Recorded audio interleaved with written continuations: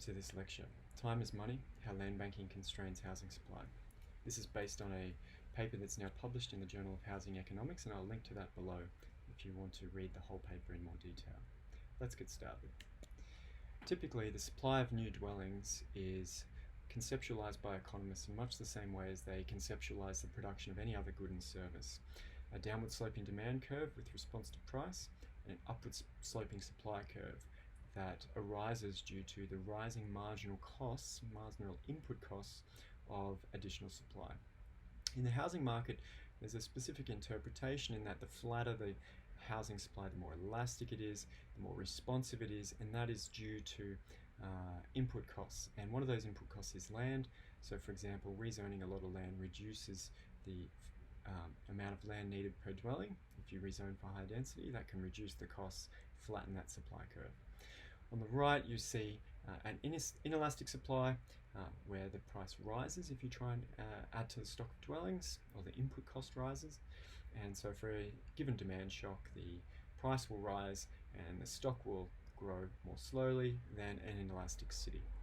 The vertical part of that supply curve below the point A represents that if there's a negative demand shock, the already produced houses won't be demolished. They'll be supplied to minimize losses at the given market demand.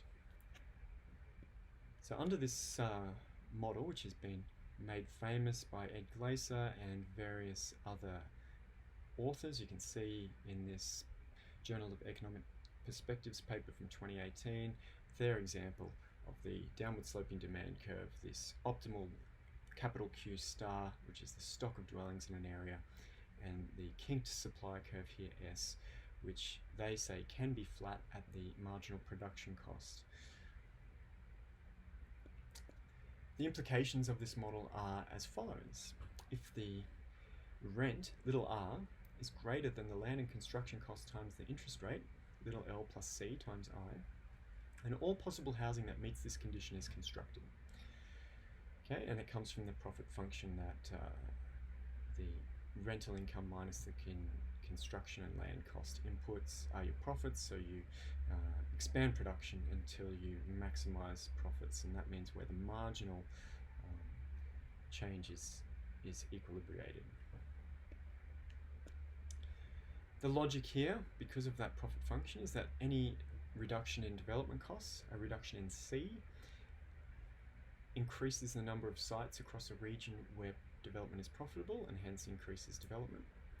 Relaxing density restrictions, for example minimum lot sizes, floor area ratios, reduces the land input cost per unit of dwelling, again reducing input costs compared to rents and increasing the potential sites in an area that are profitable by that metric.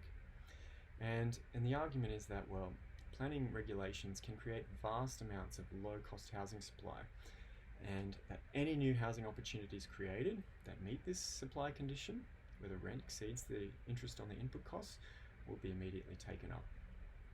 That's the logic. So here's a puzzle for that theory.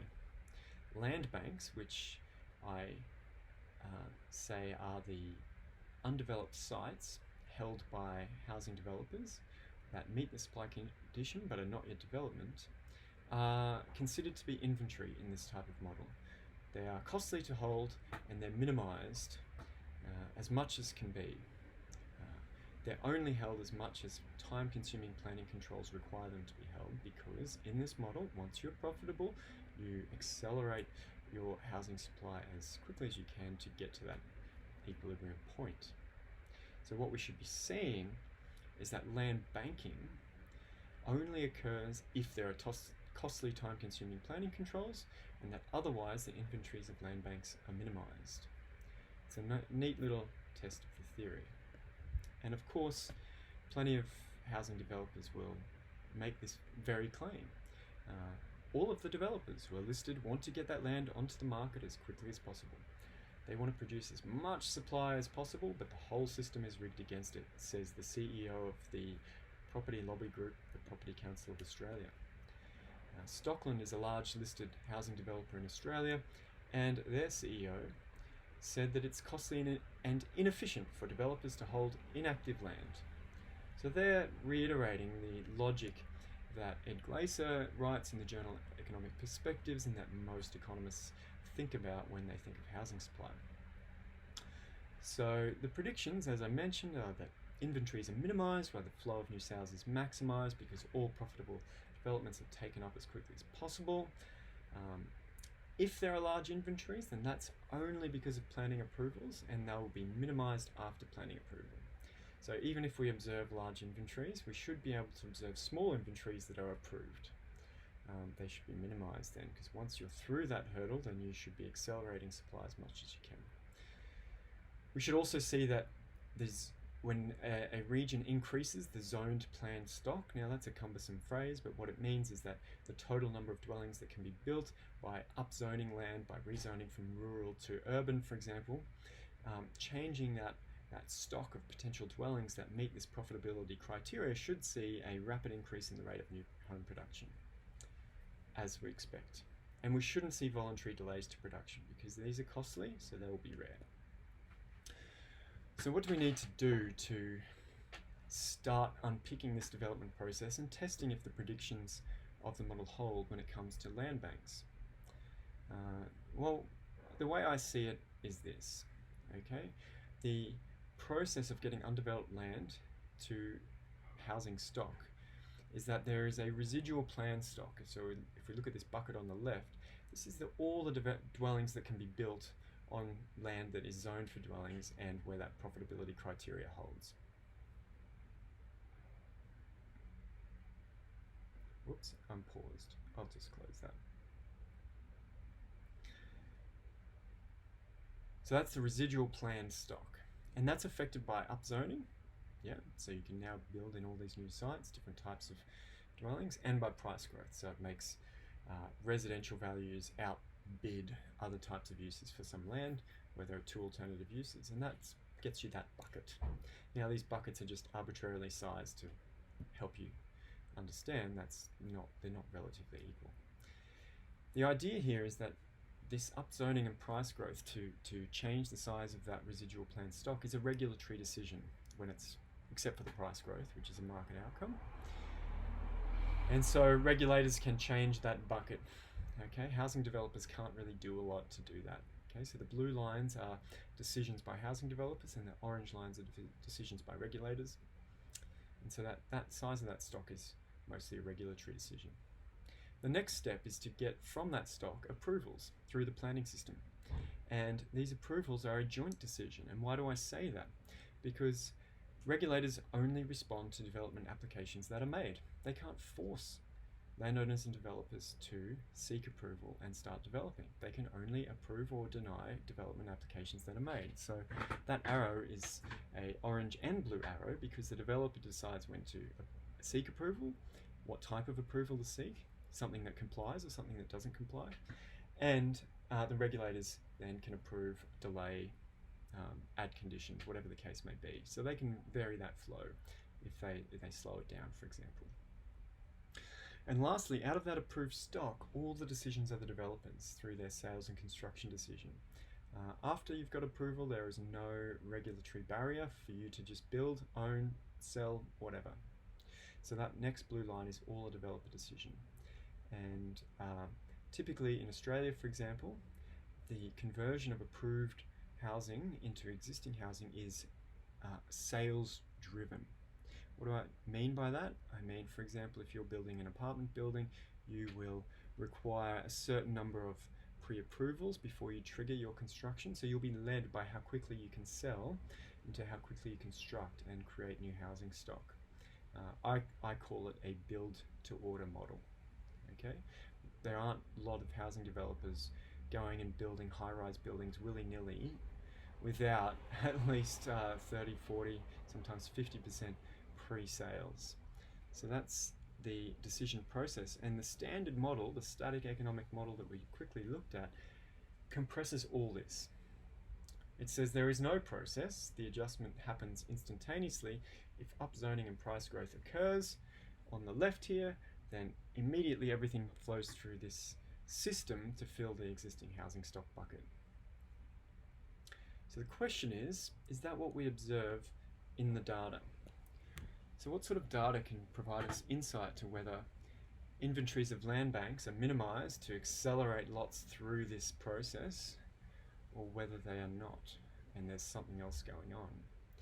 Well, I read the annual reports of Australia's listed residential developers, and I compiled their data on land banks housing sales approved and zoned, for example, for a 15-year period.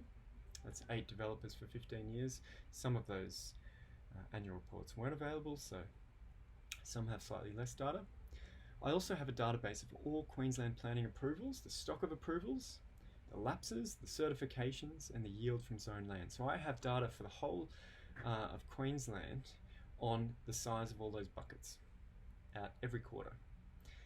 Okay, and in some quarters I have the estimated housing yield, that left-hand side bucket from zoned land, and that's for detached housing lots from subdividing lots over 2,500 square metres. So it's a sample of all the dwellings. I also have the content of all the annual reports to shareholders, and I can compare them with those media comments that we saw earlier. So here's a table from my paper that shows the 8 major developers that the date range for the data and their average lot sales. So these are all housing lots, vertically subdivided for apartments or horizontally subdivided for houses. Their land bank measured in dwelling lots by their own estimate of how many they'll get under current zoning regimes and how many years worth of supply they own of land banks on their balance sheet. So how long would it take them to run out of land at the average sales rate? And on average, that's 12 years, and for some developers it's much longer. Okay, so already we should be asking questions. What type of large, expensive product maker, supplier, holds 12 years of inventories, or 17 years worth? Do we see, for example, train builders build enough trains to supply 12 years and have 12 years worth of parts in their shed? Do we see shipbuilders and other large capital goods makers keep these large inventories? No, we don't. So we should already be asking questions. And one of those questions is, what do developers say they're doing with those land banks? Do they say their inventories? No, they don't. And that's the interesting part. This is from Lendlease's annual report in 2018. They say they've got nearly 26,000 apartment units they can build on sites they already own, but they're targeting delivering only 1,000 to 2,000 per year. So they're not even trying to clear this inventory. They're targeting a 25 to year time frame. When you look at their detached dwelling lots, they've got 52,000 of them, and they're only targeting 3,000 or 4,000 per year. They're targeting. They're not constrained to that, they're targeting. And what's more interesting is if you look at their latest report, they actually have 56,000 apartment lots instead of 26,000. And how many are they still targeting? 1,000 to 2,000 per year. So it's quite interesting that when these developers report to their investors, where they're obliged to be honest, they say very different things to what they say to the media when they're not obliged to be honest. So these two graphs help us take a peek inside the data. The left graph is the total land bank and versus the number of new lots sold per year by the developers, and that blue line's the best fit linear fit for those data points, and that orange line is where the data would be if they were only holding undeveloped lots for a year. So that, if the graph extended out to the right by a long way, all the dots would be way, way out to the right, selling 10 times more.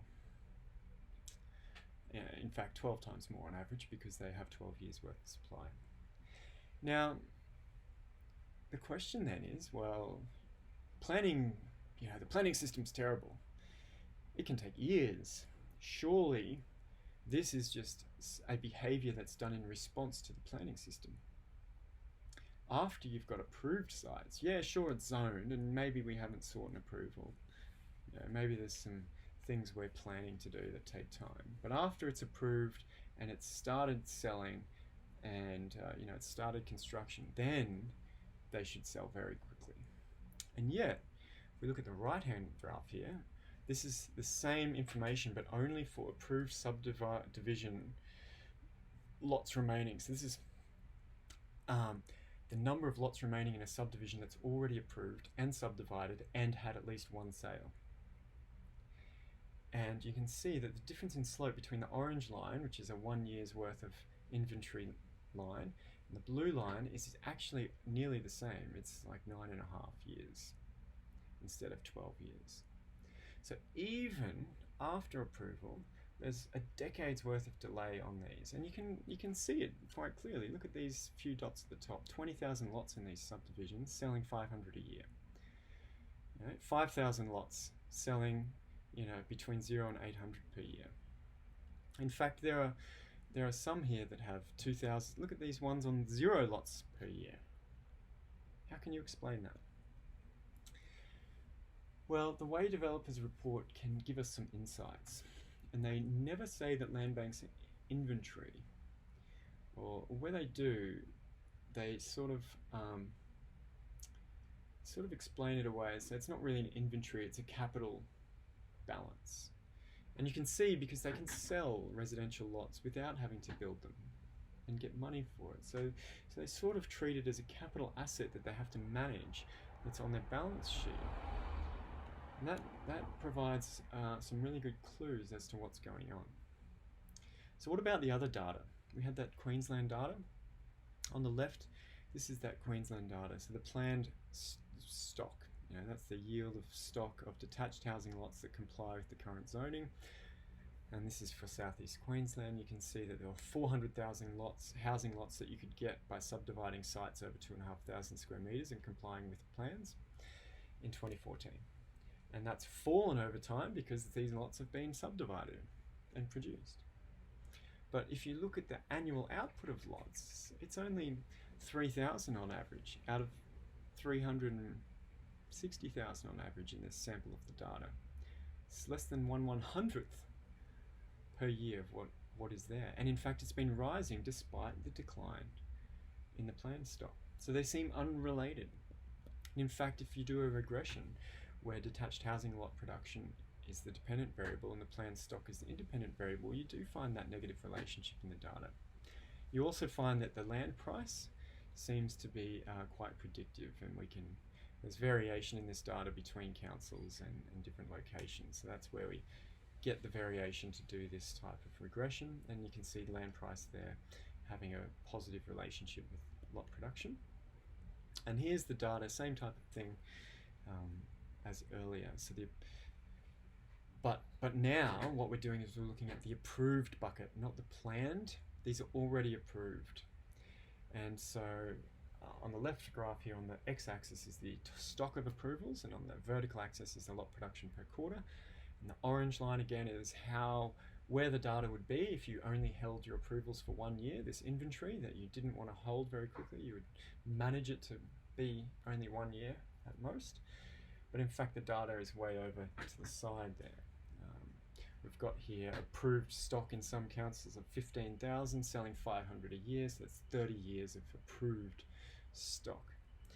And what we can interestingly look at is the number of lapses of approvals. That is, approvals that never got built, that got delayed for 6 years and never built. And we can compare that with lot production. What we find is an interesting positive correlation that when there's more lot production, there's actually more delay and lapses as well. And we're going to return to that later. There's an interesting reason why. And you shouldn't find this type of stuff in the standard model. It doesn't tell us about this process of production. Remember, it collapses this whole process into a single static event. We can see again where we put detached housing lot production as a dependent variable, and we add lapses to this regression, that we see lot lapses. So this has got a lot more data in it because it's the total of Queensland, whereas the previous data with the planned yield was just southeast Queensland, so 120, small selection of councils. I think it was 6 councils, 126 data points. And you can see this strong correlation with lapses and lot production, which is a huge puzzle. The other thing you see in the data is delaying, which you shouldn't really see.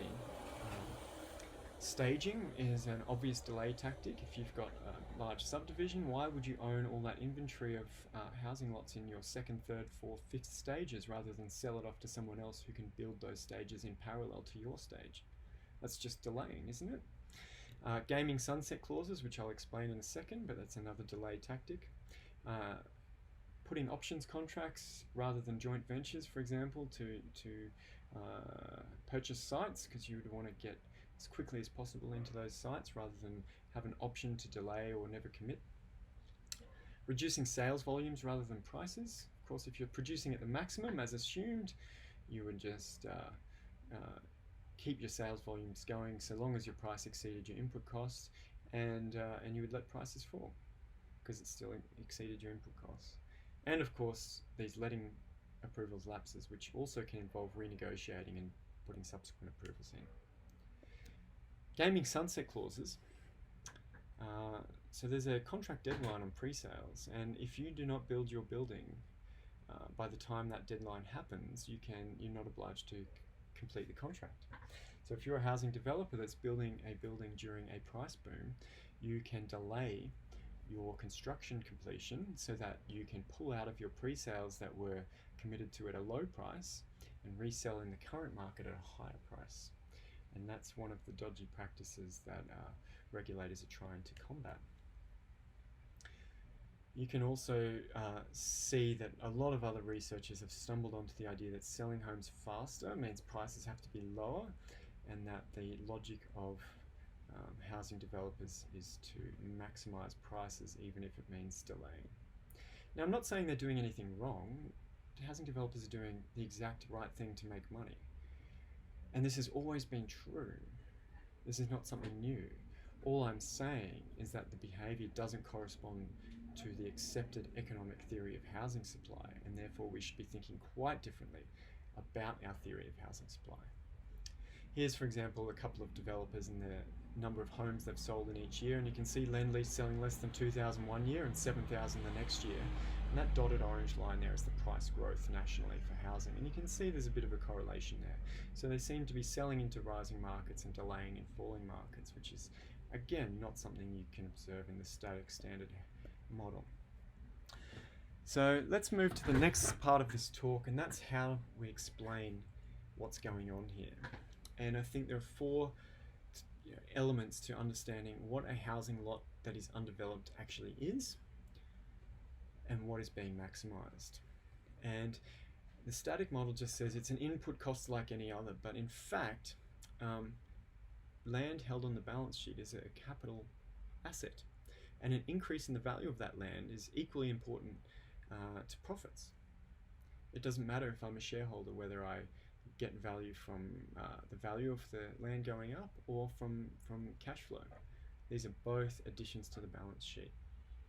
So this value is the option value. It's important to recognize for development. So undeveloped land, its value is an option value. To strike that option and incur the capital cost to get the current housing price.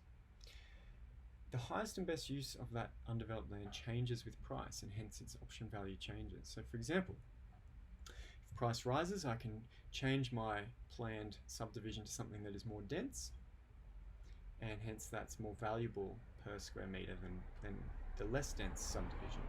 I can build a taller building rather than a shorter building. And the other thing is that striking that option precludes delivering something more profitable later. I can't just keep building on top of my building once it's completed very cost efficiently. So once we consider the housing lot as an asset, we come up with a very different supply condition for new housing. The static model, remember, it was just the rent of housing exceeds the interest on land and construction. But now, this land input is an asset making its own return. So you don't want to give that up and sell it to somebody else if the return is higher than what you get back from cash. So what you're really doing is you're combining two assets. You're combining the undeveloped land and the cash to construct, and you're getting the return as the rental return and the capital growth of the house that's built. And so you won't supply unless that return of your balance sheet is higher from developing. So in the lingo, in the notation here, the RHT is the return to housing at time t, has to be bigger than the return to land at time t, RLT, plus the return to the cash at time t. Otherwise, we're not increasing our balance sheet as quickly as we could. Pi r, the return profits. What's the return to housing? Well, it's the price growth plus the rental income, P dot T, price growth plus rental income. That's what we get when we own housing as an economic return. What's the return to cash? Well, it's the interest on cash. Whether I have the cash and I'm earning interest, or whether I've got to borrow it and pay, that's the opportunity cost of the cash. So here's two of the three returns. And the interesting one is the return to land. Undeveloped land grows in value with housing, of course, because it's the option to strike and build housing at the construction cost. So it's always the price minus the construction cost. But it also includes what I call the option premium, omega times the price growth, which comes from changes in optimal density. So what's the return to land from holding it undeveloped? Well, you get the price growth without having to build the house, because when you strike it at the high price. You get the option premium, which is an omega times that price growth, plus you get the rent from lower value uses, the RLT. And that's the return you're giving up when you strike your option to develop. Now, what do I mean by this return premium? You see, the thing is, with property development and housing development, when the price rises, the optimal density increases. And in the options literature, you have this weighting game. So when there's no zoning, let's have a look on the left little diagram. We've got a site where it's optimal to build a 10-story building today, and the land value is worth 10 million if we do that. That's what the option to build the optimal thing is. And if there's no zoning, there's a chance that the price goes up in the future. Let's say a 50% chance. And if the price goes up, then it's optimal to build a 20-story building, and the residual value of that land then is 15 million. Okay? So the price is going to go up by 5 million if the value of the land is going to go up by 5 million if the price rises. If the price, if it rises by less, then it might still be optimal to build a 10-story building, and if that's the case, then the land's only worth 12 million. Yeah? So if the price rises, the value of my option rises. So if we take the top path here and the price is rising, then I'm getting not just the price growth, okay, but I'm getting a premium on it because I can change the density. So on the right hand side, let's just say there's a 10-story limit and the price goes up, I can still only build 10 stories, so I get a lower return because my density is constrained. What's that look like? Here's an example. You've got a site that you can divide into 6 housing lots optimally, where the lot price is 300,000. If the price rises to 350, then the return to land is 6 times that 50,000, so 300,000. That's the gain you get just from price change, keeping that land undeveloped. But if you can increase the density, for example, to 8 smaller lots, you can now get the additional total value of those 2 extra lots. And I'm not going to explain why, but as long as the marginal price is below the average, smaller lots increase the total value. So here's a hypothetical. At that higher price point, we can instead subdivide to 8 smaller lots that are worth 320 each instead of 350. And now my total land is worth 760. Okay? And remember, without the price change, I was only getting 300,000 extra. Now I'm getting 760,000 extra. Yeah? So in that case, I get the price growth, the 300,000, plus I get another 1.53. I get another 160,000 on top. Yeah. So I think I might have to double check this, but just bear with me. So let's plug all that into our new economic hurdle that we have because we've acknowledged that land is an asset and that it earns return.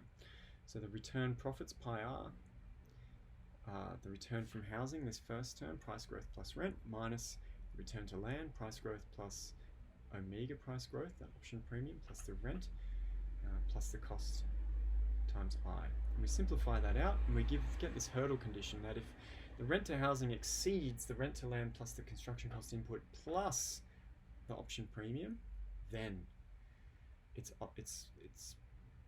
return maximizing to strike that. So it's a much more difficult hurdle condition than what we originally saw, and it depends on price growth. Now, what does that imply, for example? It means that the willingness to convert land to housing decreases with price growth if you have the option of varying density. So that means if I've got an approval, but I haven't committed to construction and prices are growing, then I can get a return from delaying that approval and getting a different approval later, which is what we saw in the data, right? But if I already have started construction and have the approval, then I can't vary that density. So I just keep selling in response to price.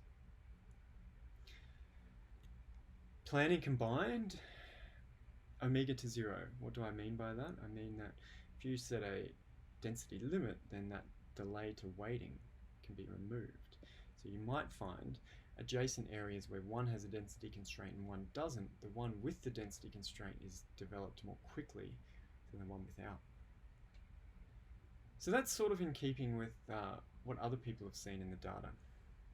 For example, Woodcock and co-authors tracked all the planning applications, approvals and construction in a 7-year period and found that many developments are voluntarily delayed as developers anticipate the planning system will ultimately approve significant increases in height and density, and that approvals already gained, but undeveloped, produce significant capital gains that can be cashed without construction.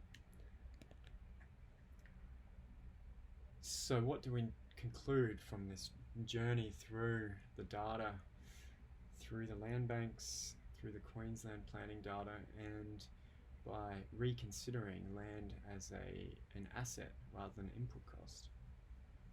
Well, we can probably conclude that planning changes won't stop price cycles, because the amount of new dwellings was unrelated to the zoning yield, for example.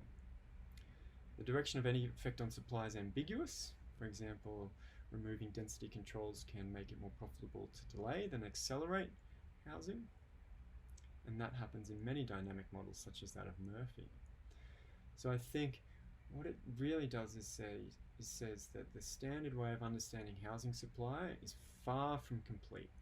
The adjustment process of getting zoned yield, turning it into approved dwellings and turning that into stock of dwellings is a dynamic process that has its own sort of speedometer and its own rate at which it responds to the market. And you can't just assume that everything will instantly adjust. The time periods involved with these adjustments are many, many decades. So we're not going to get rapid price changes. Great, if you want to change planning, please do it. Don't expect enormous price effects from it. Thank you very much.